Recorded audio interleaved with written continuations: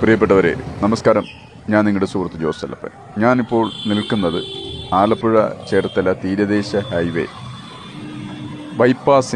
ആലപ്പുഴ ബൈപ്പാസിൻ്റെ മേൽപ്പാലത്തിന് താഴെയാണ്.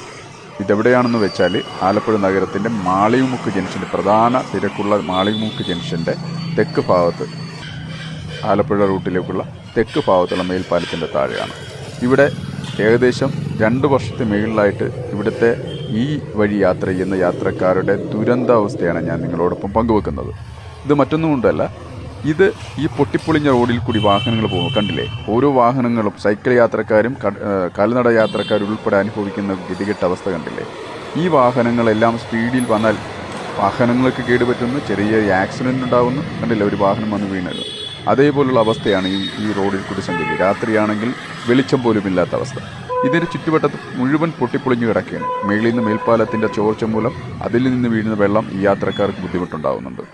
സ്കൂൾ കുട്ടികൾ ഉൾപ്പെടെയുള്ള ഒരുപാട് യാത്രക്കാർ, ലക്ഷക്കണക്കിന് യാത്രക്കാർ ഈ ഭാഗത്തിലൂടെ യാത്ര ചെയ്യുമ്പോൾ ഈ ദുരന്താവസ്ഥ ജനനേതാക്കന്മാർ, അധികാരികൾ കണ്ടിട്ടും കണ്ണടക്കുന്നു എന്ന് കണ്ടതുകൊണ്ടാണ് ഇത് നിങ്ങളുടെ ശ്രദ്ധയിലേക്ക് പെടുത്തുന്നത്. ഇതിന് അടിയന്തരമായൊരു പരിഹാരമുണ്ടാകുമെന്ന പ്രതീക്ഷയോടെ എല്ലാവർക്കും നല്ലത് മാത്രം ഭവിക്കട്ടെ എന്ന് ആശംസിക്കുന്നു. അടുത്തൊരു വിഷയമായി കാണാമെന്ന പ്രതീക്ഷയോടെ നന്ദി.